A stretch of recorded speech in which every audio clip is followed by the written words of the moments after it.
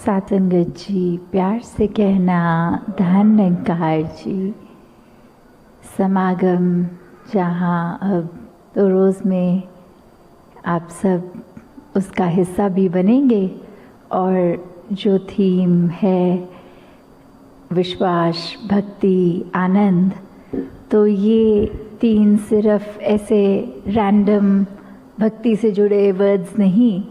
पर एक भक्त की यात्रा का इसमें पूरा वर्णन है कि कैसे जब ब्रह्म ज्ञान प्राप्त हो जाता है उसके बाद ही ये विश्वास इस परमात्मा पे असली रूप में आता है। क्योंकि ब्रह्म ज्ञान से पहले अगर विश्वास है भी तो वो विश्वास फिर या तो किसी लालसा के कारण, इच्छा के कारण, भय के कारण या कोई भी और अन्य कारण हो सकता है। पर जब ये ब्रह्म ज्ञान की दात के बाद ये विश्वास मन में बैठता है तो उसी के साथ ये भक्ति भरा जीवन जहाँ शुरू होता है और वहीं ये अवस्था साथ ही आनंद की आ जाती है, जहाँ सहजता है, स्थिरता है, एक ठहराव की बात कि कैसे हमने हमेशा अपने यात्रा में जहाँ दिन में अनेकों बार ये सहज रूप में ही फिर ये परमात्मा का ख्याल आना, ये मुख से सुमिरन निकलना, हर एक के लिए भला मांगने की बात कि हम इसी तरह अपने जीवन में जहाँ फेथ की बात करते हैं तो वो एक विश्वास सिर्फ ऐसा नहीं कि वो कुछ सामने और है पर हम देख कुछ और रहे हैं। नहीं, विश्वास का मतलब ये कि कुछ भी है उसमें हमें ये परमात्मा ही नज़र आ रहा है, ये निराकार, ये भगवान ही नज़र आ रहा है। फिर वो चाहे मन की अवस्था हो या कोई फिज़िकल स्थिति, कि ये पता है कि जो भी है सिर्फ़ और सिर्फ परमात्मा है। कुछ भी माया रूप, ये जो भी हमारी आंखें फिज़िकली देख रही हैं, कानों में जो भी आवाज़ें पड़ रही हैं, सबके अंदर क्या है, यही परमात्मा है। तो जैसे एक कोट भी है कि faith makes you see light through your heart even if all your eyes see is pure darkness। कि ये जो विश्वास है ये मन के अंदर हमारी ये रोशनी ही देखता है, चाहे वैसे हमारी आँखों के आगे सिर्फ़ और सिर्फ अंधेरा ही ये नज़रें देख पा रही हैं। तो कैसे ये भाव इसमें नहीं है कि अगर भक्ति करनी है, विश्वास करना है तो अंधविश्वास किया जाए। ये एक सामने स्थिति तो आंखें देख रही हैं कि अंधेरे की हैं, तो फिर ऐसा नहीं कह रहे इसमें कि आंखें मूंद लो और सिचुएशन से छुप जाओ, एस्केप करो और कुछ और इमेजिन करो। नहीं, ये विश्वास ये मन से इसलिए कहा जा रहा है कि कुछ भी हो, अगर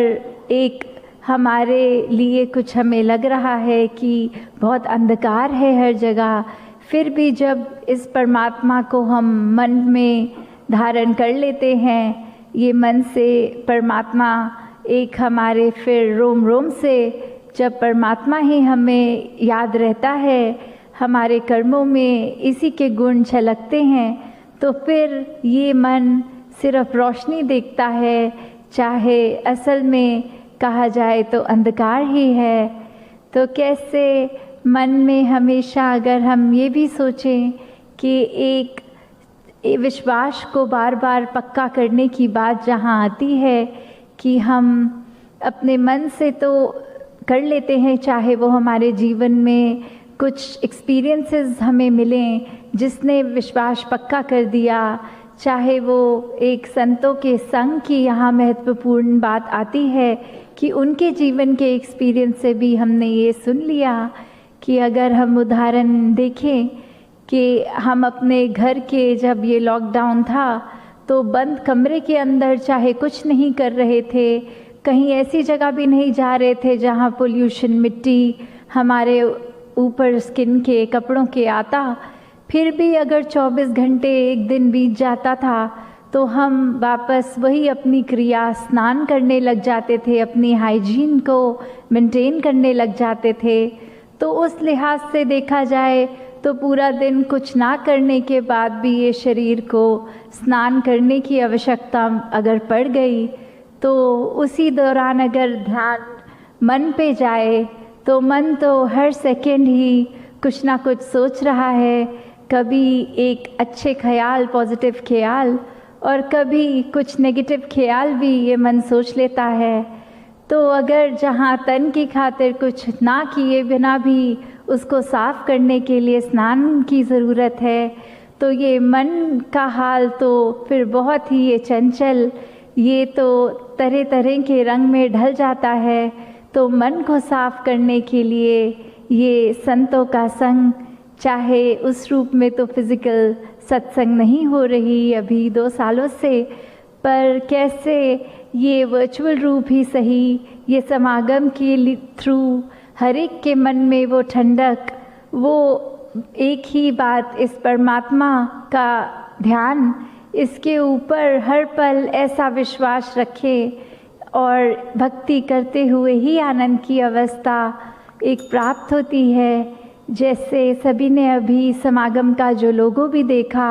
कि किस तरह एक व्यक्ति दिखाया है कि टनल के थ्रू जहाँ उस पार लाइट है और जहाँ से वो चलना शुरू कर रहा है, चाहे वहाँ अंधेरा है पर उसको सामने एक रोशनी नज़र आ रही है। और फिर वही 3 शब्द विश्वास, भक्ति, आनंद के, कि ये दिव्य यात्रा है। ये चाहे हम जीवन में किसी भी पड़ाव पे खड़े हैं, एक वो light at the end of the tunnel वाली जो बात है कि हम चाहे किस भी अवस्था से शुरू कर सकते हैं ये यात्रा, और ये यात्रा रोशनी की यात्रा है। ये हमारा मुख उज्ज्वल होकर आगे भी जो नज़र आ रहा है वो भी रोशनी है। फिर कण कण में ये ब्रह्म ज्ञान जब मिलता है तो ये निरंकार रूपी रोशनी हमारे अंदर भी, हमारे बाहर भी, पूरे ब्रह्मांड में सिर्फ ये नूर इसी परमात्मा का जब दिख जाता है, फिर ही ये भक्ति के बाद जो एक मेन वर्ड आता है इस स्पिरिचुअलिटी में, तो वो सीधा लव का आ जाता है। फिर कि कैसे भक्ति प्रेमा भक्ति बन जाती है, कैसे फिर सिर्फ इस परमात्मा से ही मन नहीं लगता, ये हर एक से इस परमात्मा की बनाई सारी रचना, इसके साथ वो इश्क हो जाता है, वो प्यार हो जाता है। फिर इसी प्यार में डूबकर हर किसी के मन में सिर्फ और सिर्फ ये परोपकार की भावना, करुणा की भावना, दया की, सहन शक्ति की और अनेकों गुण जो आ जाते हैं, उसी से एक हर एक का किरदार जहाँ महक उठता है। और वो इसलिए नहीं कि हम अपने आप को कुछ श्रेष्ठ बनाना चाह रहे हैं, नहीं, वो तो इस निरंकार के रंग में रंग कर, वही रंग जब स्वयं पे चढ़ जाता है तो फिर ये एहसास भी नहीं होता कि कैसे हम एक दूसरी आइडेंटिटी बन गए हैं। फिर वही बात कि मैं और तू का फ़र्क ख़त्म हो जाता है और इसी के रंग में घुल जाते हैं। फिर वो एक वापस से डिफ्रेंशिएट करना मुश्किल हो जाता है कि ये भक्त और भगवान, ये भक्ति ही वो कड़ी जो भक्त और भगवान को जोड़ रही है। और ये ओतप्रोत मामला कि कैसे फिर हम ना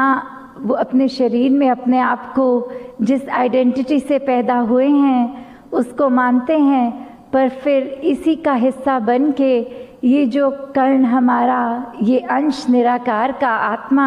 और वापस इसी के साथ जब ये लड़ लग गए, ये एक नाता जुड़ गया, तो फिर जीवन वाकई ही एक भक्ति, पूर्ण भक्ति बन जाती है।